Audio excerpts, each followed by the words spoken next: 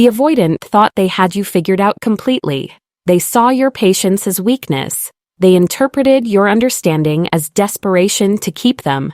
They assumed your willingness to work with their patterns meant you'd tolerate anything indefinitely without consequence. They took your love as proof that you needed them more than they needed you. But then something shifted dramatically.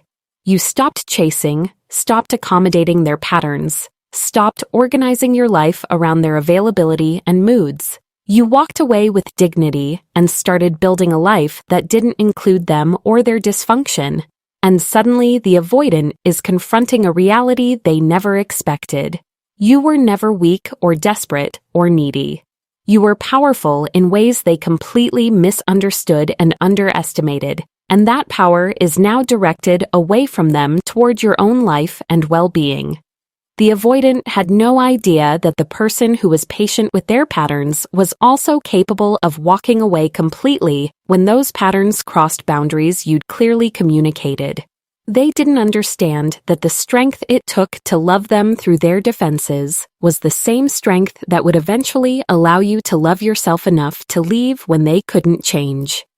Here's what the avoidant is realizing about your power, now that it's too late to change the outcome, and why this discovery is devastating them in ways they never experienced before. Your patience was strength, not weakness. The avoidant misread your patience as neediness or low standards when it was actually the opposite. They thought you tolerated their patterns because you couldn't do better, because you were desperate to keep them at any cost, because you lacked options or self-worth. But they're realizing now that your patience was actually incredible strength and self-possession. It takes real power to be patient with someone's wounds while maintaining your own boundaries and sense of self. It takes tremendous strength to give someone space to grow without losing yourself in the process or making their healing your entire purpose. The avoidant sees now that you weren't being weak when you were patient with their patterns. You were being strong enough to hold space for their healing while they weren't ready to do the work, all while maintaining your own identity and well-being. The misunderstood patience also reveals that you were always capable of leaving them. You stayed because you chose to, not because you had to or because you were trapped. You gave them time because you believed in their potential and wanted to see them heal, not because you were desperate or had no other options. This choice-based patience is what makes your eventual departure so powerful and devastating. When you finally leave, the avoidant realizes you weren't stuck with them out of necessity. You were consciously choosing them despite their patterns, and when their patterns became unacceptable and they refused to change, you consciously chose yourself instead. This revelation that you always had the power to leave, but chose to stay as long as it made sense, is devastating, because it means they lost someone who was choosing them freely out of genuine care, not someone who needed them out of desperation or dependency. Your patience also had an expiration date the avoidant didn't respect or even acknowledge. They thought they could run their patterns indefinitely because you'd always been patient before, and they assumed that patience would continue forever. Subscribe for insights into attachment psychology that reveal why certain responses create such powerful impacts on avoidance. But patience isn't infinite, and you knew your limits even when the avoidant assumed you had none or that you were too weak to enforce them. Walking away when your patience expired shows you were never tolerating poor treatment without boundaries or standards. You were giving them time to change and do the work. And when they didn't use that time or respect your patience, you moved on. This boundary within patience, this limit that was always there but invisible until crossed, is the power the avoidant never saw coming. Your silence is more powerful than your words ever were. When you were in the relationship, you used words to communicate, to explain your needs clearly, to express your feelings honestly. The avoidant could defend against words, argue with them, dismiss them as too emotional, ignore them strategically. But now that you're silent, now that you're not explaining or pursuing or trying to make them understand what they lost, your silence is destroying them in ways your words never could. Silence leaves the avoidant with no defense mechanism to employ. They can't argue with your absence. They can't dismiss feelings you're not expressing. They can't rationalize away your silence because silence doesn't give them anything to work with or push against. The power of your silence includes forcing the avoidant to sit with their own thoughts and guilt without your input to manage or redirect. When you were communicating, they could focus on responding to you, defending themselves against your words, managing your reactions and needs. But now that you're silent, they're alone with their awareness of what they did, how they treated you, what they lost through their own patterns. The silence creates space for their regret to grow without any buffer or distraction. They're confronting their patterns and choices without being able to shift focus to your responses or needs. This unmanaged confrontation with themselves is torture for someone who's spent their entire life avoiding internal examination and emotional processing. Your silence also demonstrates a level of detachment and moving on that the avoidant didn't think you capable of achieving. They assumed you'd always want to talk, to understand, to process, to maintain some connection even if minimal. But you've cut them off completely, which proves you're more over them than they ever expected you could be. This silence signals that you've genuinely moved on, that they don't occupy your thoughts and energy anymore, that you're building a life where they're simply not a factor at all. The power of being forgotten or becoming irrelevant is more threatening to the avoidant than anger or hurt ever could be, because anger means you still care enough to feel something. Your happiness without them proves you never needed them. The most devastating realization for the avoidant is seeing that you're genuinely happy without them in ways you never were with them. They assumed you'd be destroyed by the breakup, that you'd struggle to move on, that you'd never find what you had with them or be able to replicate that connection. But you're thriving beyond their expectations. You're building an amazing life. You're clearly happy in ways you never were when dealing with their patterns and emotional unavailability. This visible happiness destroys the avoidance narrative about the relationship and their importance to you and your well-being. Your happiness proves that the avoidant was actually holding you back from your full potential. When you were together, you were accommodating their limitations, managing their patterns, shrinking yourself to fit into the small emotional space they offered. But now that you're free from those constraints, you're expanding into your full self without restriction. You're pursuing things you couldn't pursue when you were focused on them and their needs. You're becoming someone even more amazing than you were when with them. And the avoidant is watching this transformation, knowing they're not part of it and never will be. This recognition that you're better without them than you were with them is a brutal hit to their ego and their narrative about the relationship.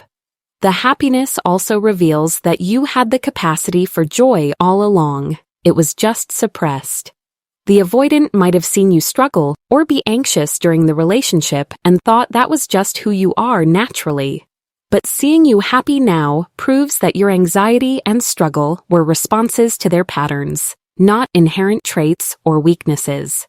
You weren't a naturally anxious or needy person. You were a secure person trying to have a relationship with an avoidant, and that dynamic created anxiety in you. Without them, without their patterns triggering your nervous system constantly, you've returned to your natural state of groundedness and joy. This is devastating because it proves they were the problem causing your distress, not you being too much or too needy. Your standards are higher than they realized. The avoidant thought they were good enough for you exactly as they were. They believed that despite their patterns, despite their emotional unavailability, you'd stay because what they offered was sufficient or at least acceptable. But walking away proved your standards are much higher than they understood or gave you credit for. You weren't willing to settle for breadcrumbs, inconsistency, emotional unavailability disguised as independence or strength. You required real partnership, consistent presence, emotional availability, genuine vulnerability. When the avoidant couldn't meet those standards even after you communicated them clearly, you left without hesitation. This enforcement of standards is power the avoidant didn't anticipate because they thought you'd compromise indefinitely. Your high standards also mean the avoidant was replaceable to you. They thought what they offered was rare or special enough that you wouldn't find it elsewhere or wouldn't be willing to try. But your standards prove you know you deserve more than what they gave, which means you're open to finding someone who can actually meet those standards without making it feel like pulling teeth. The avoidant is realizing you're not going to waste more time on someone who can't show up properly when there are people who can and will. This recognition that they're not your only option, that you have standards they failed to meet repeatedly, and that you're willing to walk away rather than lower those standards is deeply threatening to their ego and their sense of being special. The enforced standards also show the avoidant that love isn't enough without proper action and treatment. You loved them deeply, but you still left because love without proper treatment isn't sustainable or healthy. The avoidant might have assumed your love would keep you there regardless of their behavior or patterns. But your departure proves that love is just one factor, and when treatment doesn't match what you deserve, love isn't sufficient to maintain the relationship or keep you committed. This is a powerful boundary that teaches the avoidant they can't rely on people's feelings for them to excuse poor behavior or lack of growth. Standards matter more than feelings. And your adherence to your standards over your feelings for them is the kind of strength avoidants don't expect from people they've labeled as too emotional or attached. Your self-worth isn't dependent on their validation. The avoidant assumed your self-worth was tied to their opinion of you or their choice to be with you. They thought their withdrawal would make you question yourself, that their distance would make you try harder to prove your worth to them, that their patterns would keep you seeking their validation indefinitely. But you've demonstrated that your self-worth is entirely independent of them and always was. You know your value regardless of whether they could see it or receive it properly. This self-possession is power the avoidant severely underestimated because they projected their own insecurities onto you. Your independent self-worth means their rejection didn't destroy you the way they might have expected. They might have expected you to spiral, to desperately seek them out, to be devastated that they didn't choose you or couldn't love you properly. But you're fine. You're more than fine. You recognized that their inability to show up properly was about their limitations and wounds, not about your worth or lovability. This ability to separate their patterns from your value shows emotional maturity and strength that the avoidant doesn't possess themselves. They're watching you model secure attachment and self-worth while they're still stuck in their defended patterns and unable to grow. The self-worth also means you're not waiting for them to validate your decision to leave. You don't need them to acknowledge they were wrong or to admit their patterns were the problem in the relationship. You're not seeking their understanding or approval of your choice to walk away. You decided what you deserved, recognized they couldn't provide it, and left. This autonomy in decision-making without needing their agreement or validation is power that comes from knowing yourself completely independent of their perception of you or their ability to see your worth. You're not afraid to lose them. Perhaps the most powerful thing the avoidant is realizing is that you're genuinely not afraid to lose them anymore. Throughout the relationship, they maintained power through your fear of loss. They knew you didn't want to lose them, so they could run patterns knowing you'd accommodate them to keep the relationship alive. But that fear is gone completely. You've already lost them or chosen to release them, and you're fine. This fearlessness removes all the leverage the avoidant had over you. They can't use the threat of leaving to control you anymore because you've already walked away yourself and demonstrated you're better off without them. Your lack of fear also means breadcrumbs won't work to pull you back. The avoidant might try to pull you back with minimal effort, assuming you'll jump at any attention from them because you always wanted their attention before. But you're not accepting breadcrumbs because you're not afraid of having nothing from them. You'd rather have nothing from them than accept less than you deserve. This preference for your own peace over their minimal presence is powerful because it can't be manipulated or bargained with. The avoidant has nothing to offer that's compelling enough to make you accept poor treatment again, and this puts them in a position where they'd have to actually change and show up properly to have any chance of getting you back, which terrifies them because they don't know if they're capable of that change. The fearlessness of loss also demonstrates you've grieved and moved on completely. You're not in the bargaining phase where you do anything to get them back. You've processed the loss fully, accepted it as final, and built a life beyond it. The avoidant is seeing you on the other side of grief, genuinely okay without them. And this proves you've done emotional work they're not capable of doing themselves. You're further along in healing than they are, which means you're less likely to go backward into a dynamic that required you to heal from in the first place. Your power was always there, just directed at them. The ultimate realization devastating the avoidant is that your power isn't new, or something you developed after leaving. It was always there. The strength you're showing now by walking away and thriving was the same strength you showed by staying and trying to make the relationship work. The boundaries you're enforcing now were always your standards. You were just giving them time to meet them. The self-worth you're displaying now was always present. You were just hoping they'd rise to honor it. The power isn't something you developed after leaving. It's something you always had, and they mistook it for weakness because it was being used in service of the relationship rather than in service of leaving it. This recognition means the avoidant understands they had something incredibly valuable and they took it for granted. You weren't desperate or weak or needy. You were powerful and secure and strong, choosing to invest those qualities in someone you believed was worth it. When they proved they weren't worth it through their continued patterns and refusal to grow, you redirected that power back to yourself. The avoidant is now experiencing what it's like to be on the outside of your power rather than the beneficiary of it, and the difference is devastating. The always present power also means the avoidant can't dismiss you as just someone who got stronger after leaving. You were always strong. They just chose to see your strength as weakness because it suited their narrative. Now they're confronting the truth that they lost someone powerful, not because you became powerful post-breakup, but because someone powerful finally recognized they deserved to direct their power toward their own life, rather than toward someone who couldn't appreciate or reciprocate it. This truth is what destroys the avoidance peace and makes them realize they made the biggest mistake of their life by taking you for granted. Why your power threatens everything they believe about themselves. The discovery of your power isn't just about losing you. It threatens the avoidant's entire self-concept. They built their identity on being the independent one, the strong one, the one who doesn't need anyone. But watching you thrive without them forces them to confront that they're not actually as independent or strong as they believed. You're demonstrating real strength while they're still trapped in defensive patterns.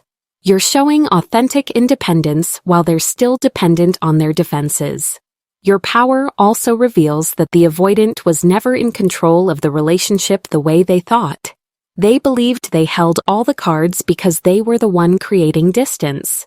But your departure proves they never controlled you. You were always in control of yourself, always capable of choosing differently. The avoidant's perceived control was an illusion you allowed them to maintain, and when you stopped allowing it, their powerlessness became obvious. The threatening nature of your power also includes the avoidant recognizing that their patterns don't protect them the way they thought. They ran their patterns believing it kept them safe from pain. But losing you hurts more than the vulnerability of staying ever would have. Their defenses didn't protect them from pain. They just ensured the pain would be loss and regret instead of manageable discomfort. Your power to walk away and thrive teaches them that their entire defensive system is built on a false premise.